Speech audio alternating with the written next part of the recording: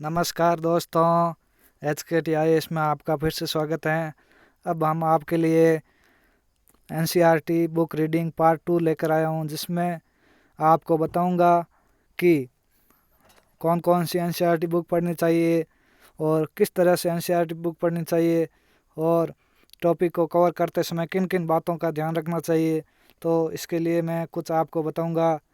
तो शुरू करने से पहले एक मेरी गुंजाइश है कि आप अगर इस चैनल पर नए हैं तो इस चैनल को सब्सक्राइब करें, लाइक करें। अगर कोई भी समस्या है तो आप कमेंट करके ज़रूर बताएं। तो शुरू करते हैं अपने टॉपिक को। तो पहले बात करें कि NCERT की कौन कौन सी बुक पढ़नी चाहिए। तो NCERT बुक पढ़ने के लिए मैं सजेस्ट करूँगा कि आप 6 to 12 बुक पढ़ सकते हैं। तो इसमें आप सामाजिक की और विज्ञान की, मैथ्स, गणित की बुक पढ़ सकते हैं, क्योंकि ये इम्पोर्टेंट होती है IAS की परीक्षा की तैयारी करने के लिए। तो इनको आप या तो साथ साथ मतलब टॉपिक संतुलन बैलेंस बना के पढ़ सकते हैं, अलग अलग बुक साथ में भी पढ़ सकते हैं। अगर एक एक करके पढ़ना चाहे, पहले SST कवर कर लें, फिर साइंस कर लें, फिर मैथ्स कर लें, तो भी अलग अलग करके आप पढ़ सकते हैं। और इसमें आगे आपको बताऊंगा कि टॉपिक को पढ़ते समय किन किन बातों का ध्यान रखें, तो आपको किस प्रकार पढ़नी है। तो पहले आपको जब फर्स्ट रीडिंग करेंगे तो उसमें आपको केवल रीडिंग करनी है, कंटिन्यू रीडिंग करनी है, और इसमें कुछ भी लिखना नहीं है। जैसे आप बुक रीड करते हैं उसी तरह रीड करनी है केवल। इसमें आपको न तो कुछ लिखना है, न कुछ इम्पोर्टेंट पॉइंट है जो नोट करना है। आपको केवल कंटिन्यू रीडिंग करनी है। जैसे अखबार पढ़ते हैं या बुक पढ़ते हैं उसी तरह कंटिन्यू रीडिंग रखनी है। और टॉपिक को दोबारा, अगर आप रीडिंग कर रहे हैं, टॉपिक समझ नहीं है, तो दोबारा उसको पलट के नहीं देखना है, क्योंकि आपको केवल रीडिंग करनी है। और इस रीडिंग को करेंगे तो आपको अंदर एक बेसिक अंडरस्टैंडिंग, अनुभव होने लगेगा कि हाँ ये चीज़ एक्चुअल में होती है नहीं होती है, तो उसके बारे में समझ बनेगी और अनुभव होगा, एक्सपीरियंस। अगर आप टॉपिक उलट कर देखते हैं तो वो फिर एक बैलेंस नहीं बनेगा। कंटिन्यू आप रीडिंग कर लोगे तो टॉपिक की एक अंडरस्टैंडिंग बन जाएगी, तो इसी से आपको आसानी से समझ में आने लगेगा। और जब आप आगे सेकंड रीडिंग करेंगे तो उसमें आप हर टॉपिक को थोड़ा थोड़ा समय दे के अच्छे से समझ सकते हैं, मतलब वापस भी रीड कर सकते हैं अगर आपको समझ में नहीं आया। तो फास्ट रीडिंग में तो क्या करना है कि आपको कंटिन्यू पढ़ना है, कोई भी टॉपिक पीछे छूट गया तो दोबारा नहीं देखना, ठीक है। जब सेकंड रीडिंग करोगे तो उसमें आपको हर एक टॉपिक को लेके अच्छे से समझना है। फिर अगर कोई आपको इम्पोर्टेंट पॉइंट लग रहा है तो वह आपको अंडरलाइन कर लेना है, और किताब में भी पेंसिल या हाइलाइटर से आप अंडरलाइन कर लेंगे और उसको टॉपिक को अच्छे से समझेंगे, और आप एक साथ अध्ययन कर सकते हैं और टॉपिक को अच्छी तरह समझें। अच्छी तरह मतलब अब जैसे कोई जलवायु है, जलवायु से रिलेटेड पूरी जानकारी डेटा कलेक्ट करके उसको एक साथ पॉइंट आउट कर सकते हैं। और फिर रीडिंग करने के बाद लास्ट में जो चैप्टर के क्वेश्चन आंसर दिए होते हैं उनको हल करने की कोशिश करें, उनको बिना देखे हल करें।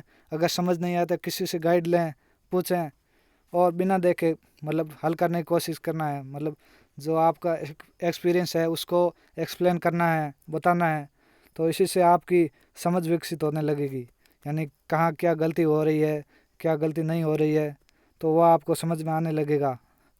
तो जब ये कंप्लीट करने के बाद आप थर्ड रीडिंग की ओर बढ़ेंगे तो थर्ड रीडिंग में जो आपने इम्पोर्टेंट पॉइंट जो मार्क किए थे वो या अपनी एक अलग नोटबुक बनाकर उसमें लिख सकते हैं। और वो बार अगर नोटबुक में लिख देंगे तो आपको बार बार रिवीजन करने में आसानी होगी।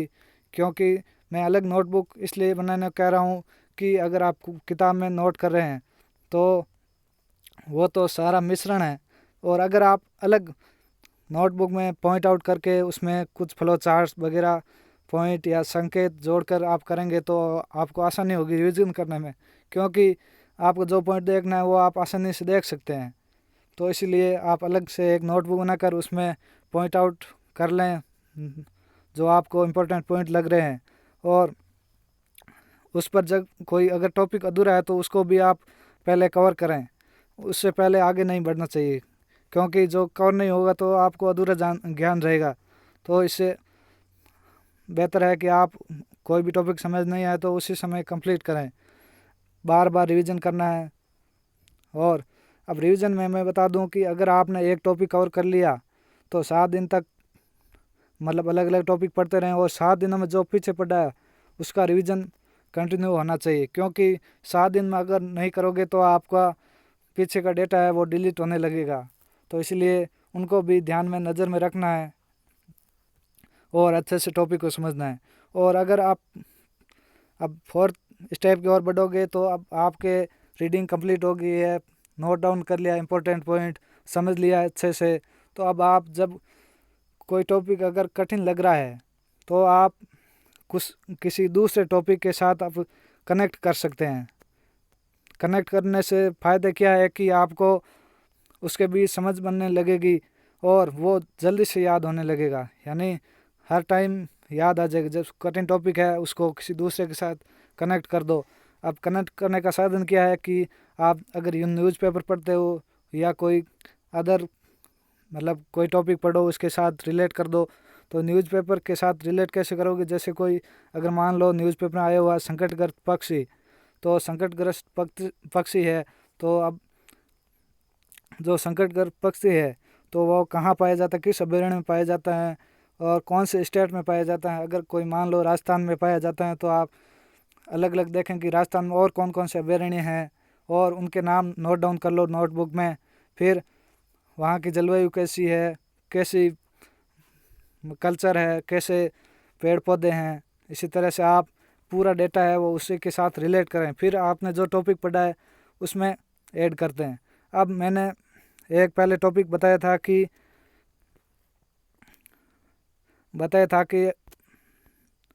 एक साथ साथ अध्ययन करना। एक साथ साथ का मतलब अध्ययन का मेरा मतलब यह है कि आप जो टॉपिक अब जैसे मान लो जलवायु का मैंने बताया, तो जलवायु का बताया तो अब आप 6 to 12 किताब पढ़ोगे तो 6 to 12 अगर पढ़ोगे उसमें जो भी जलवायु का टॉपिक है तो वो एक साथ एक जगह नोट डाउन कर लें।